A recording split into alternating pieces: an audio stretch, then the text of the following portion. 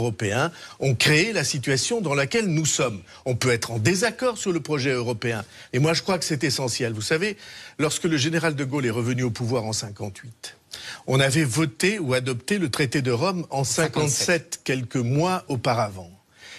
Et on va d'ailleurs en fêter l'anniversaire dans des circonstances, bon, qui sont pas très gaies.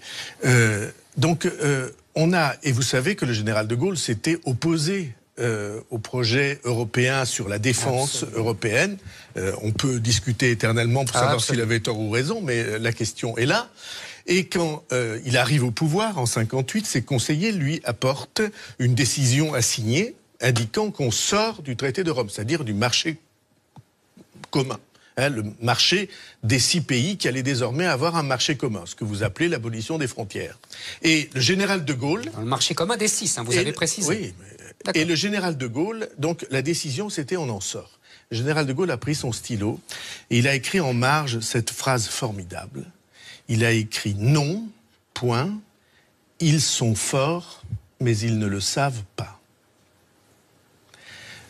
Tout ça parce que des hommes politiques majeurs, Mendès France, avait refusé. Était un des 7 qui avait voté contre. Il était monté à la tribune pour dire que la France ne pourrait pas résister à l'Allemagne.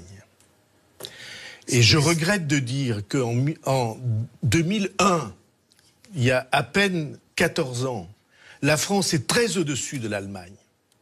Elle vient de se réunifier, monsieur Bayrou. Et de très loin. Elle vient de se réunifier. À l'époque, tout le monde dit l'Allemagne, c'est l'homme malade de l'Europe. Elle vient de se réunifier. Et la France est dans la croissance et avec un chômage qui est au-dessous de 7%. On en rêverait aujourd'hui. Simplement, un certain nombre de décisions catastrophiques sont prises, sur les 35 heures en particulier, qui entraînent. C'est extraordinaire, il faut regarder les courbes. Les courbes, c'est... ça s'améliore jusqu'en 2001, et en 2001, ça se casse, et toutes les courbes... c'est indiscutable, vous avez raison. Le chômage, le commerce extérieur, toutes ces courbes déclinent. Moi, monsieur Bayrou, 2001, pour moi, c'est une autre date. C'est une autre date. C'est le début de la monnaie unique. Et c'est pas un hasard, pour moi. Il n'y a pas que les 35 heures. Eh bien, je crois la conjonction des 35 heures et de la monnaie unique, c'est la nitroglycérine. Je crois que vous vous trompez l'industrie sur française. Ce point. On n'aura pas d'accord, ça veut pas dire que je me trompe. Excusez-moi de vous dire que depuis des mois, grâce à la politique que fait la Banque Centrale Européenne et grâce à M. Draghi, ce que vous appeliez de vos vœux, c'est-à-dire la baisse de l'euro par rapport au dollar, se réalise, on a baissé de 15%. Vous avez raison. Et cependant... Mais d'ailleurs, ça va mieux pour les industries françaises. Oui, il y a moins de destruction d'emplois. Oui, enfin bon, il suffit de voir les statistiques. Oui, ça va. Le problème est que la France n'a pas résolu ses problèmes. Vous dites qu'elle n'a pas, comme l'Allemagne, engagé les réformes courageuses qu'elle aurait dû faire. Mais ça, c'est le lieu commun de toute la presse française. Moi, je n'ai pas le fanatisme de ces mots. Merci, moi non plus. Non, mais c'est pas ça le problème, monsieur Béraud. Et donc, moi, je pense que... Permettez-moi de reprendre la liste très vite. Éducation, ça c'est notre question. Formation professionnelle, ça c'est notre question. Situation de l'entreprise, c'est notre question. Prolifération administrative qui fait qu'on passe son temps à accabler les gens, tous les familles, d'exigences administratives, de formulaires auxquels personne ne comprend rien. Et je pourrais ainsi allonger. Ce sont les sujets français qui sont la question du pays. Pas du tout, à mon avis, la question de l'Europe, ou beaucoup moins qu'on ne croit. Mais c'est pas parce qu'il y a une question européenne qu'il n'y a pas de question française, oui, ça c'est vrai. C'est pas parce qu'il n'y a pas de question. Vous comprenez ce que je dis? Mais pour moi, la question française est première. C'est pas mal de le dire. Parce que chaque fois que vous écrivez, vous faites croire que la question est européenne. Mais elle est aussi européenne. Aussi. Parce que la périphérisation de la France est européenne. Mais la périphérisation, je regrette de dire... Excusez-moi. La Grande-Bretagne vient de sortir. Eh ben oui. La périphérisation de la France, elle se trouve annulée. La France devient l'un des deux... Si je peux enfin poser ma question. La France devient l'un des deux pivots avec l'Allemagne de l'avenir de l'Europe. Avec votre ami de 30 ans. Il n'empêche que le projet européen ne cesse de s'étioler dans les faits et dans les têtes, et que curieusement, c'est quand même assez absent de la campagne, par exemple, de la primaire des Républicains. Oui, trop à mon avis. C'est parce qu'aucun d'entre eux n'ose en parler. Mais moi, je vais vous en parler. Mais voilà, c'est pour ça que je vous pose la question. Je pense que aucun des sujets si terribles que nous avons devant nous. Par exemple, les sujets qui tiennent au commerce international. Au fait que la Chine s'est arrogée ou s'est dotée d'avantages considérables dans le commerce international et que certains s'apprêtent voudraient lui en donner plus. Par exemple, les Britanniques, qui sont en train, derrière le Brexit, il y a l'idée que la Grande-Bretagne pourrait être la tête de pont avancée en Europe. Mais Monsieur Bayrou, du commerce. Le commerce international, c'est pas l'Europe qui négocie pour tout le monde. C'est pas l'Europe qui a accepté que la Chine rentre dans l'OMC. Excusez-moi. Non, ça, c'est pas l'Europe, ça. Oui, et s'il y a des choses à changer, je suis pour les changer. Je ne dis pas que non, mais voilà, par exemple. Je dis pas que l'Europe a tout accepté. Mais en effet, voilà, certains en Europe, c'est vous-même qui l'avancez. Certains en Europe voudraient que l'on accepte tout. Mais on a déjà accepté tout parce qu'on les a laissés rentrer dans l'OMC. Oui. Ils nous ont détruit des millions d'emplois. Et donc, à côté, le code du travail, c'est de la rigolade. Oui, enfin, moi, je parle pas comme ça. Ils nous ont détruit. Nous sommes laissés détruire les emplois. Mais à cause de l'Europe. Et ils sont dans une très grande difficulté. Cependant, les Chinois, la République de Chine se trouve dans une très grande difficulté sociale, environnementale, et elle va rencontrer de très grandes difficultés. L'Europe n'a qu'à se battre avec ses propres armes, comme les États-Unis se battent avec leurs propres armes. Mais la grande différence entre ma thèse et la vôtre, c'est que l'Europe peut se battre avec des armes, la France est désarmée. Mais la France Bayrou, toute l'Europe seule a été est inventée incapable pour se soumettre aux États-Unis. C'est le projet initial de Monnet. Chevènement de ce corps. Mais enfin, c'est le b.a.-ba aujourd'hui, on le sait tous. Et c'est pour ça que les Américains, contrairement à ce que nous ont dit les centristes, ne sont pas contre l'Europe. Ils sont pour l'Europe. Vous avez écrit dans une interview récente au Figaro quelque chose qui est franchement impossible à soutenir. Vous avez écrit que ce que les États-Unis ont fait pour libérer l'Europe du nazisme, c'était pour leur intérêt de marché. Oui, eh bien, je dis que devant ceux qui sont morts chez nous, vous devriez retirer ces propos. Je retirerai rien du tout parce que c'est la réalité. Impensable que quelqu'un qui a de l'écho dans la société française, de la culture aussi, qui est marquant par ses propos, puisse aller dans le sens de la thèse la plus complotiste qui existe. Il n'y a rien de complotiste là-dedans, ils défendent leurs intérêts. Qui prétend que les États-Unis qui ont fait tant de sacrifices pour nous sauver, parce que c'est eux qui sont venus débarquer. C'est les Russes qui nous ont sauvés. C'est pas vous. Oui, enfin... C'est pas les Russes qui ont débarqué en Normandie. Oui, mais s'il n'y avait pas eu les 20 millions de morts, ils n'auraient jamais cassé la machine de guerre allemande. S'il n'y avait pas eu... Et M. Bayrou, si les Américains nous avaient pas empêché avec les Anglais de détruire l'Allemagne après la Première Guerre mondiale, on n'aurait pas eu la Seconde Guerre mondiale. Franchement, l'obsession, la dérive obsessionnelle... Mais il n'y a pas aucune dérive obsessionnelle. Dans laquelle vous êtes... Mais je ne suis pas d'accord avec vous. Historiquement, j'ai quand même le droit. Ce n'est pas une dérive obsessionnelle. Excusez-moi. Je ne vous insulte pas, moi. Je ne vous dis pas que votre Europe est obsessionnelle. Arrêtez. Vous ne parlez que de ça. Et on va revenir, c'est pas moi. notamment, Eric, s'il vous plaît, je vous en prie, au débat de demain qui a lieu entre les différents prétendants à l'investiture. On monte de l'étage. On monte de l'étage. C'est pas moi qui l'ai dit. Donc, qu'attendez-vous de ce... Oui, c'est un virage assez élégant, vous l'aurez noté, négocié. Oui, élégant, c'est une... Que pensez-vous de ce débat? Au moins, tu nous as réconciliés, t'as réussi ça. Voilà, je veux bien prendre les balles moi-même. Alors, allons-y. Que va-t-il sortir de ce débat? Qu'en attendez-vous? Voilà, c'est dit. À peu près comme moi. Je n'en sais rien. Je trouve cette primaire à bien des égards ridicule. Je suis contre, je l'ai dit, le principe des primaires. La manière dont on va faire dialoguer des gens qui vont avoir la parole 1 minute chacun. Cela dit, ça vaut peut-être mieux que le débat qu'on a vu avec Trump et Clinton. Non, mais moi je suis pas d'accord. Ah bon? Non, au moins ils s'affrontent, voilà, c'est tout. C'est peut-être vulgaire, mais ils s'affrontent. Non, moi je suis assez d'accord avec Bayrou, là. 1 minute chacun, c'est grotesque. Voilà. Et donc, là, je crains qu'il n'y ait pas grand-chose qui en sorte. Je pense que le débat important sera entre les deux tours, si débat entre les deux tours il y a. Entre Juppé et Sarkozy. Entre Juppé et Sarkozy. C'est vrai. Là, il y aura un débat important.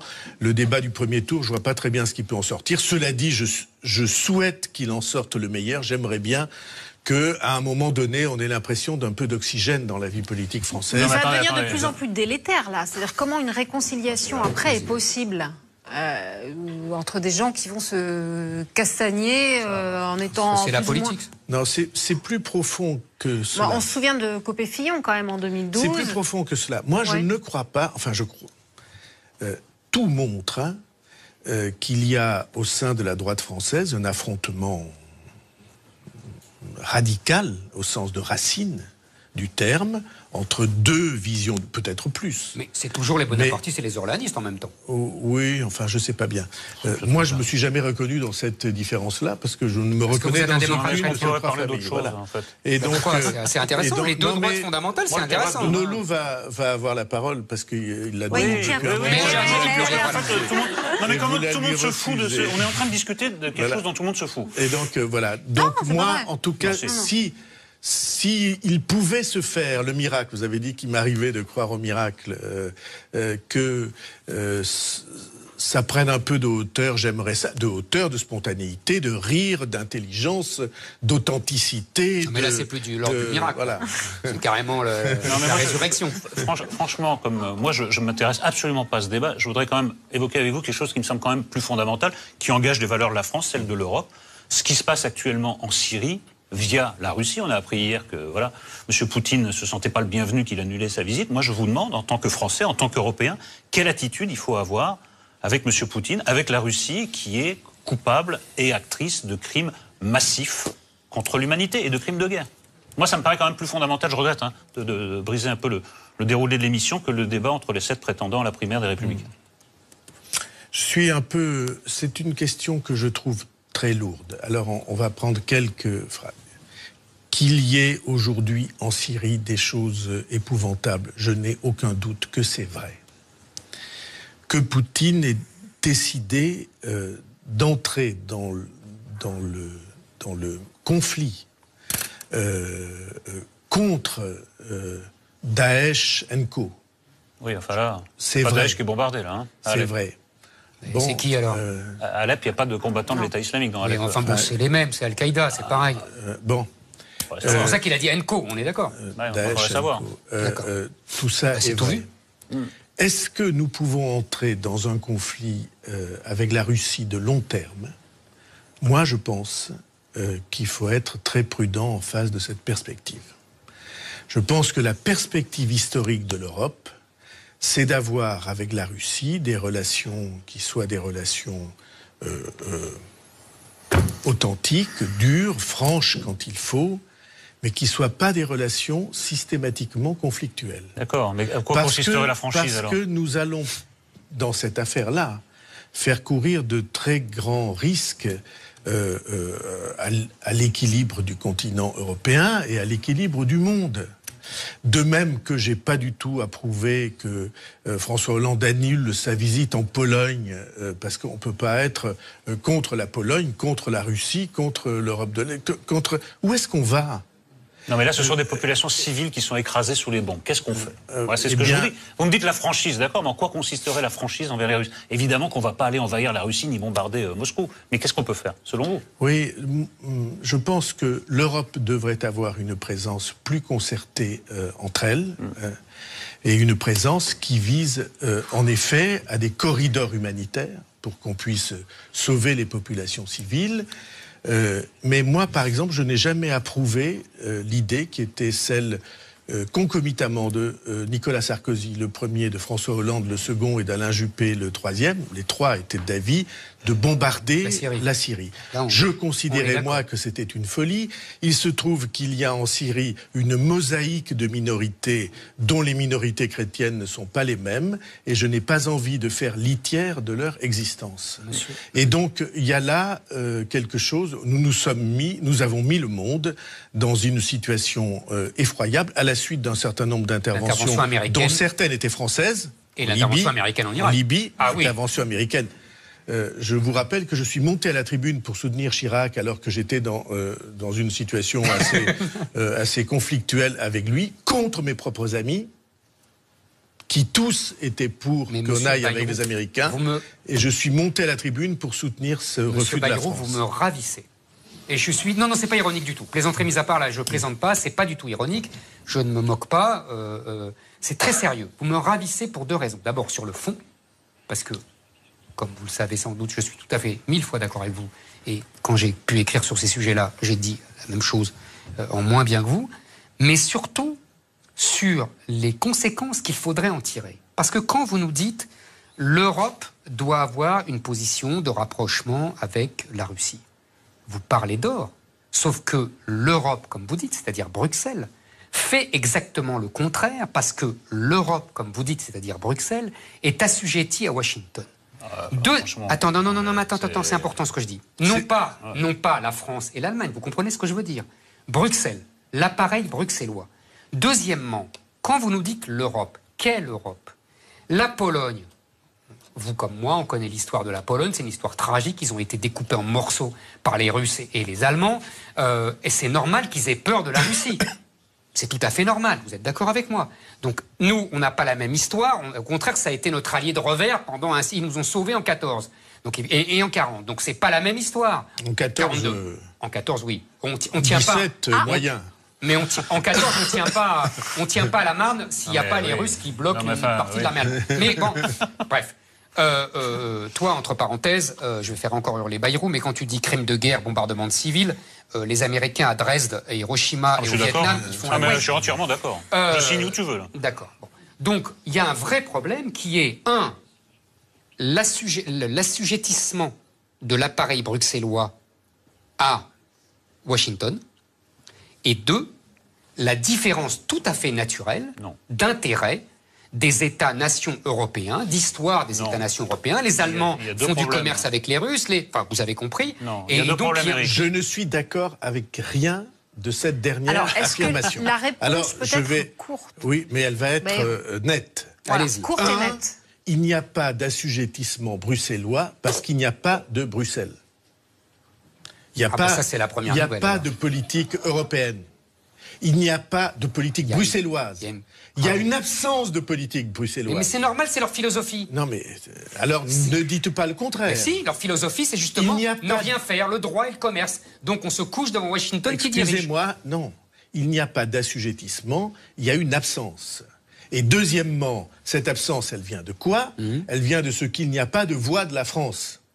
Parce que, sur les 2 quinquennats successifs, je vous rappelle que Nicolas Sarkozy était allé à Washington dire que Chirac avait tort. Absolument. Alors qu'il était membre du gouvernement. Vous avez tout à fait raison. Dans des termes qui ont fait que, en tout cas moi, à la place du président de la République de l'époque, j'en aurais tiré les conclusions immédiates. Sur les dernières années, la France a été absente. Il ne peut pas y avoir de politique européenne s'il n'y a pas une proposition française forte. C'est-à-dire s'il n'y a pas un président de la République française, car c'est de lui que dépend la politique internationale, s'il n'y a pas un président de la République française qui sache où il va et qui ait la force ou la puissance de le dire. Et vous croyez encore dans l'Europe des 6 au temps du général de Gaulle, où l'Allemagne était coupée en 2, où c'est la France qui dirigeait? N'en déplaise à M. Zemmour, les 2 problèmes sont les crimes de guerre russes en ce moment et l'annexion de la Crimée, c'est-à-dire d'une partie d'un État souverain. Mais la Crimée, ça appartient à la Russie. On ne va pas repartir dans un débat géopolitique. Messieurs, merci beaucoup, Monsieur Bayrou, d'être venu sur le plateau. Car non, vous ne faites pas ce que vous voulez. Je suis le père Fouras, transgenre, et c'est moi qui gère le temps ici, quand même. C'est le moment d'accueillir notre chroniqueur, Tanguy Pastureau, qui, alors c'est un peu ratatine